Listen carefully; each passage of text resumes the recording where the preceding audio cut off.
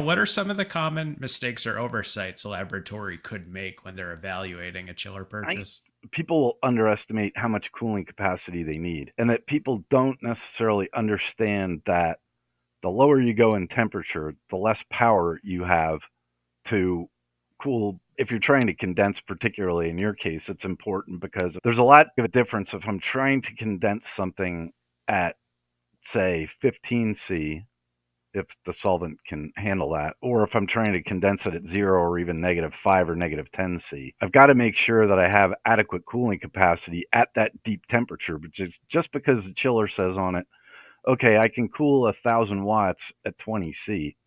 You're not going to get that at 0 or -10.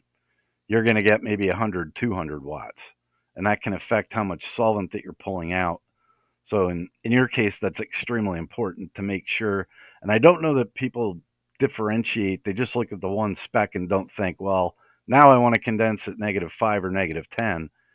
That may not be optimal. Also, of course, the equipment that we sell varies in temperature range. Maybe you're buying it for a specific application in the beginning. Perhaps I want to do X. I think it's important to consider with this equipment the kind of versatility that you can get out of it if you buy something maybe with a slightly wider temperature range. Then I could do X, Y, and Z with it. So temperature range can affect that as well.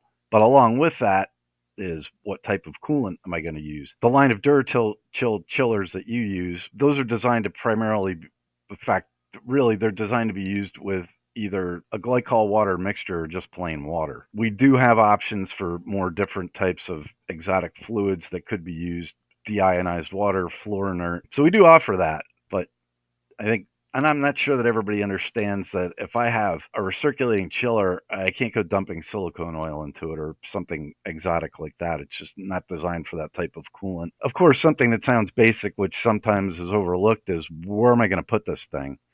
Because anything that has a compressor in it is rather large. So, do I have room for this thing in my lab? It's also important to have adequate ventilation around it. Ideally, you want 6 to 10 inches on all four sides of the instrument, if it's air cooled, particularly, meaning that it's got a fan in it, and the fan is what's removing the heat that's generated by the condenser in the refrigeration system. So that's always a consideration. You also, I think that end users don't also understand this. These do have compressors in them and they have fans in them, so they're going to generate some noise. That being said, we've come up with a couple things with our chillers and our other instruments to mitigate that noise. The one is we've modulated how the fan works. So the fan will not run 100% of the time. The fan will only turn on when there's enough, it senses there's enough heat built up. Then the fan turns on and will remove that excess heat. Once the temperature is back where it should be, it shuts off.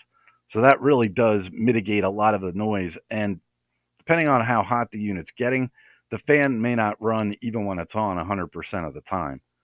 So that really cuts down on noise. Another thing we've done is our refrigeration systems are designed so that you can turn them on at higher temperatures, which basically what that means is the compressor is not running all the time, which also cuts down on a lot of the noise. So that's a lot less of an issue than it used to be. But that being said, I've been in some labs where some poor soul has the thing sitting right next to their desk, which I wouldn't want either, but not much we can do about that.